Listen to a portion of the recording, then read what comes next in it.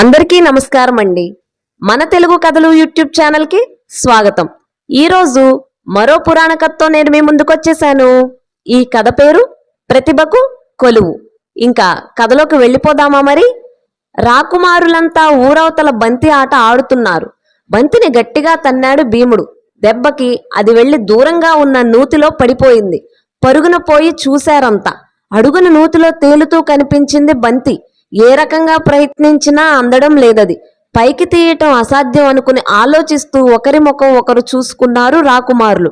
అంతలో అక్కడికి ఓ వ్యక్తి, అతను సన్నగా పీలగా రకరకాల బాణాలు అమ్ముల పొదలు పట్టుకుని ఉన్నాడు.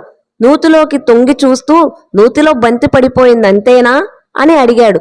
అవును అన్నారు రాకుమారులు. చూడబోతే మీరంతా రాకుమారుల్లా ఉన్నారు అన్నాడు అతను. పూర్తి కథ యొక్క లింక్ కింద రిలేటెడ్ వీడియోస్ బాక్స్ లో ఇవ్వబడుతుంది. దయచేసి వినేయండి ఫ్రెండ్స్.